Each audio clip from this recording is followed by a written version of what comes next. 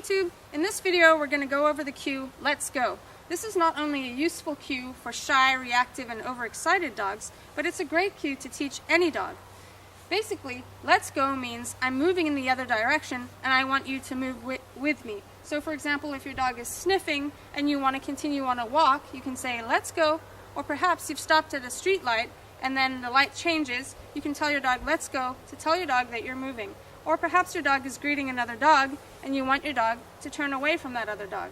It's very useful for shy and reactive dogs. If they start looking like they're going to bark, you can give your dog the cue, let's go, and stop your dog from offering that unwanted behavior of acting overexcited. Okay, so this is Gremlin, and Gremlin's not learned this cue yet. Gremlin's very new to clicker training, so I'm going to go over right from the start how you would train this cue. In conjunction with teaching let's go, you should teach your dog to give in to leash pressure. Here is a video tutorial on how to teach this. Then, if you say let's go and your dog doesn't come with you, you can move your dog in an emergency situation. I like to hold the leash and the clicker in my left hand when the dog is on my left side and feed with my right hand. However, if you're not experienced with this and getting the treat to your dog only behind your heel and far back on your left side, your dog could start to creep in front of you and you get a dog that's anticipating you feeding them and walking in front of you like this, blocking your foot movement. So if you find that happening, you can try holding the leash in your right hand and feeding the dog with the treat in your left hand. Good job. Step 1. Click your dog for moving with you. The first step to teaching let's go is encouraging your dog to walk with you on a loose leash. You can either do that by walking forwards, hi, come on, pop-ups, and encouraging your dog with your voice or patting your leg, or you can walk backwards and click your dog for following you on a loose leash. Come on, pop-ups. If you notice that your dog is just looking at the treats and following you, you can hide the treats behind your back and encourage your dog with your voice and your body movement. Come on, Gremlin. Yeah, awesome. Step 2. Add turns. Now, while your dog's moving with you, you can start to turn and encourage your dog to move in the opposite direction with your voice. You can pat your leg. Hup, hup, puppy. Good job. Hi. Good job. Step 3. Adding the cue. If your dog is moving with you, you can move on to the next step. But if your dog's not moving with you, I would suggest working on encouraging your dog to move with you first. Now the next step is adding your cue. Come on, Gremlin. So you say your cue, let's go, change directions, and click your dog for coming in the direction that you've changed.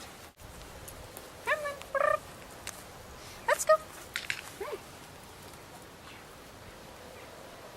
If your dog is lagging when you make the turn, you can throw the treat forwards. So let's go, and then throw the treat in front of you. If your dog is racing around the corner and going ahead of you, you can put the treat down on the ground after you click so you can get a couple of steps before your dog catches up to you. Ready? Let's go! Good girl! Let's go!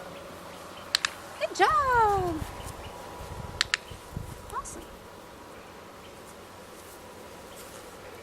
Once you've done this for a couple of training sessions, you can start to proof your cue, let's go, by adding distractions. Are you ready? Step 4. Proofing with distractions. I'm going to put some treats down on this rock as a distraction and hold my dog back so that she can't get them while I'm putting them down. Then I'm going to use my cue, let's go. Good job. If your dog doesn't turn with you, you can just try from further away. Ready, Grandma? Let's go. Awesome. Good girl.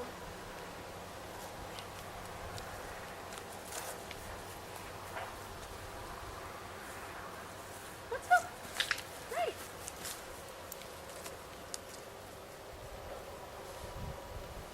Good job. Awesome job. For shy and reactive dogs, you want to proof the cue, let's go, using distractions that your dog loves, like food and toys, so your dog has a positive association with the cue.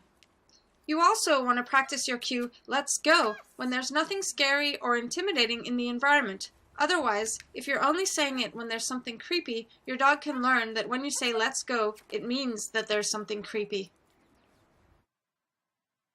For shy, reactive, or aggressive dogs, you can use your cue, let's go, before your dog starts lunging and barking to prevent the behavior from happening, and you can give your dog a treat for turning with you. However, if your dog has already started lunging and barking, you can use the cue, let's go, but do not give your dog a treat, as you could reinforce the lunging and barking as well. Instead, give your dog a treat the next time he turns with you without barking, but make it easier for him to be able to succeed. The goal in training is to prevent your dog from barking and lunging.